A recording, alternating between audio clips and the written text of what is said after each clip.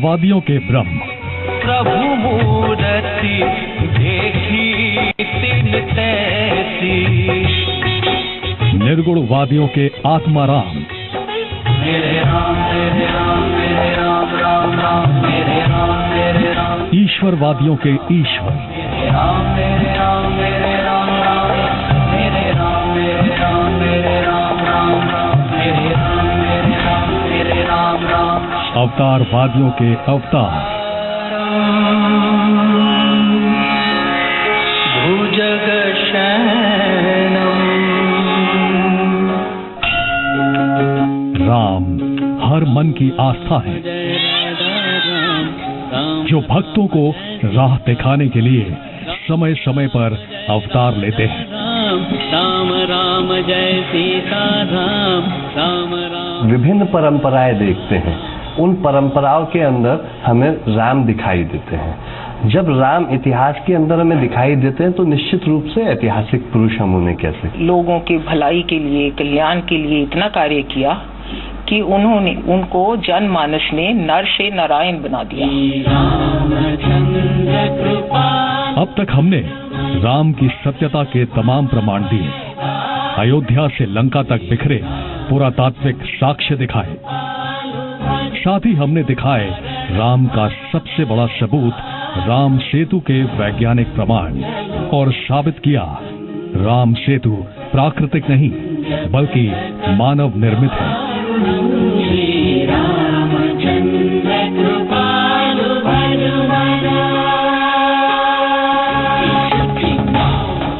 हमने आपके सामने खगोलीय गणना के जरिए तारीखी सबूत पेश किए जो रामायण में आई घटनाओं के प्रमाण देते हैं।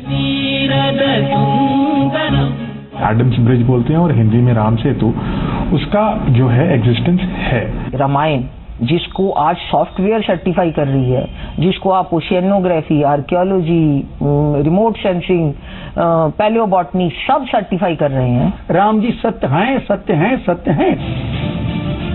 तमाम पुरातात्विक और वैज्ञानिक प्रमाणों के बावजूद राम के वजूद पर सवाल क्यों? रामायण विभिन्न परंपराओं में अलग लिखी गई है और हर जगह के अनुसार लिखी गई है। जिस जगह की, जिस समाज की जैसी स्थिति थी, उन्होंने रामायण की मूलभूत घटना में परिवर्तन नहीं किया। मूलभूत घटना मतलब रावण के द्वारा सीता का हरण करना और सीता की प्राप्ति के लिए राम और रावण में युद्ध होना, ये मूलभूत घटनाएं हैं जो महर्षि वाल्मीकि रामायण में है। इसके अतिरिक्त जो घटनाएं हैं उनको सबने अपने रूप में व्याख्यात किया है, इसलिए उनमें अंतर होना स्वाभाविक है। रामायण का अर्थ होता है राम का यात्रा पथ।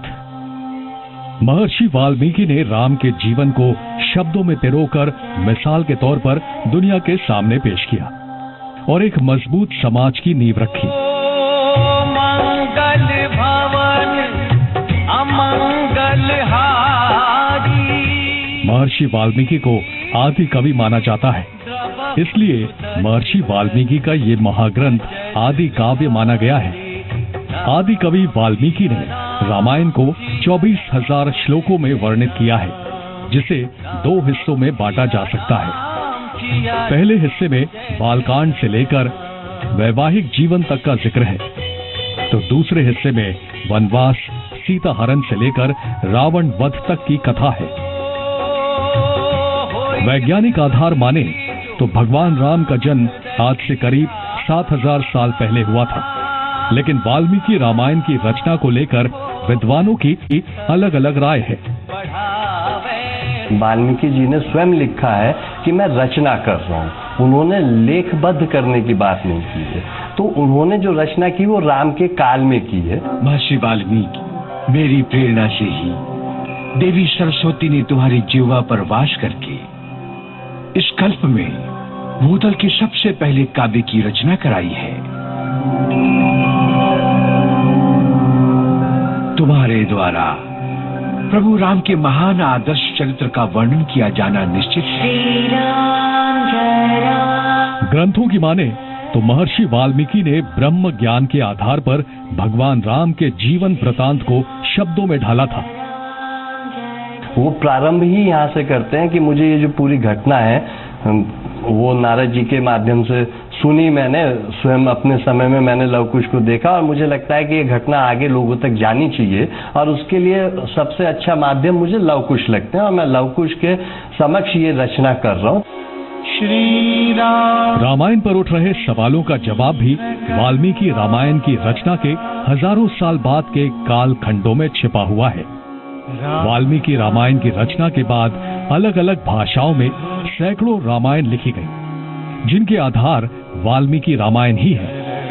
मूल में भगवान राम का चरित्र है, लेकिन उनसे जुड़ी हुई घटनाओं की व्याख्या अलग अलग तरीके से की गई।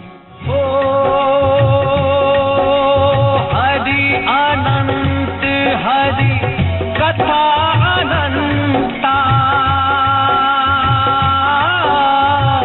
कहि सुनहि बहु विधि सब संता। वर्तमान में 300 के लगभग रामायण हैं जो हमारे यहाँ मिलती हैं। दुनिया की करीब करीब हर भाषा में, हर एक युग में, हर एक सेंचुरी में रामायण की री रचना, पुनर्रचना, पुनर्गाथा होती रही है। संस्कृत का चलन आहिस्ता आहिस्ता खत्म होता गया। पाली और प्राकृत भी बोलचाल की भाषा नहीं रही, लेकिन खड़ी हिंदी के विकास के पहले कई आंचलिक भाषाएं और बोलियां अस्तित्व में आई, लेकिन राम कथा के कहने सुनने का सिलसिला जारी रहा। लेकिन दक्षिण भी राम कथा से अछूता न था। राम भक्ति तमिल संतों की भक्ति रचनाओं में भी मिलती है।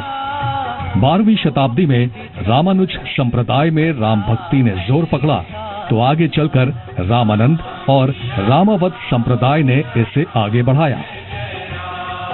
तो जिस समय वाल्मीकि ने रामायण की रचना की, वाल्मीकि ने रामायण लिखी नहीं, उन्होंने श्रुति माध्यम से उन्होंने लोगों को सुनाई। उन्होंने लव कुश को सुनाई, उनके माध्यम से अगली जनरेशन में गई, उनके माध्यम से अगली जनरेशन में गई। जैसे लेखन परंपरा, लेखन कला का विकास हुआ, उसके बाद उसमें लेखन, वो जो घटनाएं थी जो वाल्मीकि ने सुनाई, वो घटनाएं लेखबद्ध होनी शुरू हुई। इसी वजह से कुछ अतिशयोक्तियां भी रामायण में हमें दिखाई दी।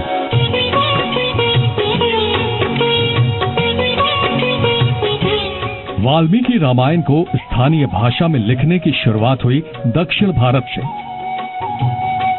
तमिल में महर्षि कंबन की कंबन रामायण, जिसे इरमावतारम भी कहते हैं, तेलुगु में रंगनाथ रामायण, तो मलयालम में तुंचतु रामानुजन ने रामायण की रचना की। वहीं नागचंद्र ने कन्नड़ में रामकथा लिखी। बांग्ला में महाकवि कीर्तिवास, तो मराठी में संत एकनाथ ने रामायण लिखी। मर्यादा पुरुषोत्तम राम को मर्यादा के रूप में देखा जाता है, एक आइडियल की तरह देखा जाता है, और उस आइडियल को सब लोगों ने अपने विचार के अनुरूप, अपने समाज की आवश्यकता के अनुरूप उन्होंने रामायण की घटनाओं को व्याख्यात करके लिखा। दक्षिण भारत में रामायण का विशेष महत्व है, क्योंकि माता सीता के हरण के बाद राम और हनुमान की पहली मुलाकात दक्षिण भारत के वेल्लारी, जिसे उस समय किष्किंधा कहते थे, वहां हुई। हनुमान से मुलाकात के बाद भगवान राम ने वानरों की सेना इकट्ठा कर लंका की ओर कूच किया। अगर थोड़ा थोड़ा अलग तो होगा, क्योंकि जब कोई कवि या लेखक किसी पुस्तक की रचना करता है, वो बायोग्राफी हो या कुछ भी, कोई भी किताब हो, तो उसके समय, उसकी परिस्थितियों और उसके समाज का असर उस पर पड़ता है। महर्षि वाल्मीकि की रामायण को सबसे ज्यादा प्रमाणिक रूप से इसीलिए लिया जाता है क्योंकि वो राम के समय में श्रुति परंपरा के माध्यम से आगे बढ़कर लिखी गई। राम राम जय राजा राम, राम राम जय। आज ज्यादातर लोग जिस राम को जानते हैं वो गोस्वामी तुलसीदास के राम हैं। रामचरितमानस 16वीं शताब्दी में लिखी गई, लेकिन रामचरितमानस से पहले कब और कहां रामायण की रचना हुई, आइए सिलसिलेवार तरीके से एक नजर उस पर डाल लेते हैं। रामचरितमानस से पहले 12वीं सदी में तमिल भाषा में कंबन रामायण, 13वीं सदी में तेलुगु रंगनाथ रामायण लिखी गई। 15वीं शताब्दी में देश के कई हिस्सों में रामायण का क्षेत्रीय भाषाओं में अनुवाद किया गया। उड़िया में रुईपाद कातेड़पदी रामायण, कीर्तिवास ने बांग्ला में रामायण की रचना की। वहीं तुंचतु रामानुजन ने मलयाली में वाल्मीकि रामायण का अनुवाद किया। हर एक ने अपनी अपनी छाप और अपनी अपनी श्रद्धा और भक्ति भावना के हिसाब से उनका चरित्र जो है बयान कर दिया। और उस समाज की जैसी आवश्यकता थी उन्होंने उस तरह से उस कहानी को लिखा, लेखबद्ध किया। जैसे जैसे अलग अलग भाषाओं में रामायण की रचना होती गई, राम कथा का स्वरूप भी थोड़ा बहुत बदलता चला गया। मेरा ये लक्ष्य भेदी बाण काशी नरेश का वध करके ही लौटेगा।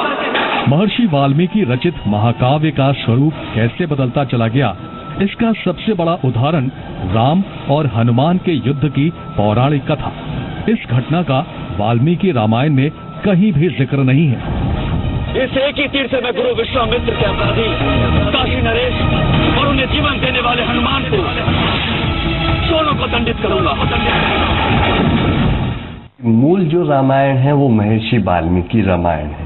उसके बाद जितनी भी रामायण लिखी गई, ये हमारे देखने का दृष्टिकोण है कि हमने उन्हें भी रामायण की तरह देखा। वास्तविकता में वो रामायण नहीं, उसकी व्याख्या थी विभिन्न लोगों के द्वारा, विभिन्न दृष्टिकोणों के माध्यम से। मूल स्टोरी तो वही है, मगर उस स्टोरी में अलग अलग तरह की कहानियां, रूप, किंवदंतियां जोड़ दी जाती हैं।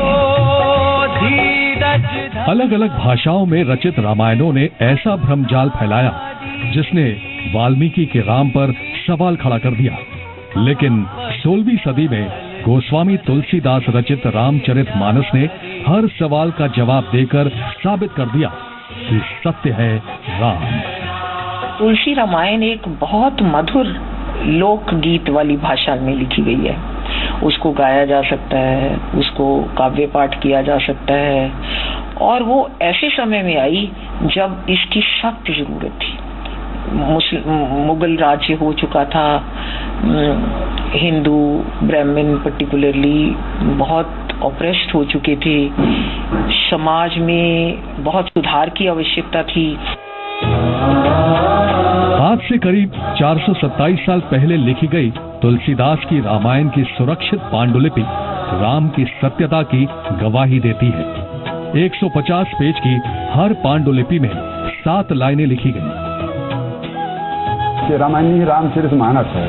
रामचरितमानस 7 कांड होते हैं, ये 7 कांड थी, अब 1 कांड। तुलसी के राम देखते ही देखते लोगों की आस्था का केंद्र बन गए। उन्होंने राम को मर्यादा पुरुषोत्तम के रूप में प्रस्तुत किया। वो नर के रूप में नारायण थे। राम नर से नारायण बने हैं, वो माइथोलॉजिकल नारायण नहीं। गोस्वामी तुलसीदास ने भगवान राम को एक आज्ञाकारी बेटे, स्त्री के सम्मान के लिए लड़ने वाला पति, धर्म पालक, प्रजा पालक और भाईचारे की मिसाल के तौर पर पेश किया। पिता का वचन निभाने के लिए 14 साल के वनवास पर गए, रावण का वध किया। वनवास पूरा करने के बाद एक मजबूत कौशल राज की स्थापना की। तुलसीदास ने रामराज का वर्णन कुछ इस तरह से किया है। बयरु न कर काहू सन कोई, राम प्रताप विषमता खोई। दैहिक दैविक भौतिक तापा, राम राज नहीं काहुई व्यापा।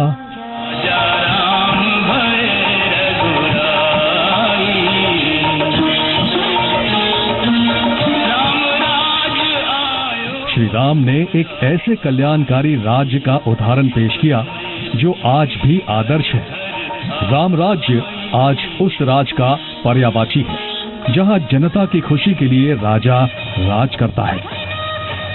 राम राज का मतलब है एक ऐसा कल्याणकारी राज्य जिसमें राजा अपनी सुप्रीम ड्यूटी समझता है अपनी जनता का भला करना, और उस जनता में सभी लोग आते हैं। वाल्मीकि रामायण के मुताबिक प्रजा की भलाई के लिए काम करते हुए भगवान राम ने कई सालों तक राज किया। वो रावण जैसे महापापी के घर में 10 महीने रहकर आई और लेकिन अचानक माता सीता को लेकर राज्य में कानाफूसी शुरू हो गई, बल्कि अपने साथ सिंहासन पर भी बिठा लिया। अरे क्या आवश्यकता थी इसकी? तब भगवान राम ने पति धर्म के ऊपर राज धर्म को रखते हुए माता सीता का त्याग कर दिया और वाल्मीकि आश्रम में भेज दिया। वाल्मीकि रामायण के मुताबिक माता सीता से अलग होकर भगवान राम राजपाट तो संभालते रहे, लेकिन महल में रहकर सन्यासियों जैसा जीवन जीकर एक मिसाल कायम की। सीता जी को वाल्मीकि आश्रम भेजा क्योंकि वो एक शासक थे, उनकी शासकीय जो न्याय प्रणाली थी उसके अंतर्गत ये था, लेकिन साथ ही साथ वो पति भी थे। अगर पत्नी कष्ट में हो तो पति कैसे सुख भोग सके? भाग्यवान का भाग्योदय।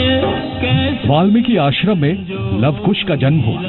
रामायण में लवकुश की शिक्षा दीक्षा से लेकर माता सीता के जमीन में समा जाने की घटना का विस्तार से वर्णन है।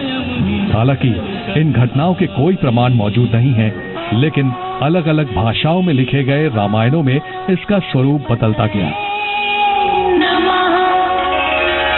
वाल्मीकि ने जिस रामायण की रचना की उसको लवकुश ने गाया, राम के दरबार में गाया। और फिर ये घटना कि सीता वहां समा गई, वो सब उसके बाद हुई। या तो उन्होंने रचना की किसी समय बाद में, या किसी समय बाद में उसको इंसर्ट किया गया। 8वीं सदी में रचित अद्वैत वेदांत के महाग्रंथ अष्टचक्र में भगवान राम के बारे में कहा गया है कि आत्मा रामस्य धीरस्य शीतलाच तरात्मनः। अपनी ही अंतरात्मा में रहने वाले चेतन जीव या ब्रह्म के अर्थ में राम शब्द का प्रयोग 8वीं सदी से पहले वैदिक युग में देखने को मिलता है। आगे चलकर कबीर, नानक और रैदास संतों की वाणी में आत्मरूपी राम के दर्शन होते हैं। अलग अलग कालखंड के दौरान अलग अलग तरीके से हुए राम के वर्णन से भ्रम की स्थिति तो जरूर पैदा होती है, लेकिन हर भाषा के रामायण और वर्णन की हर शैली के मूल में मर्यादा पुरुषोत्तम भगवान है, जो साबित करता है कि सत्य है राम। जीवन जय श्री राम।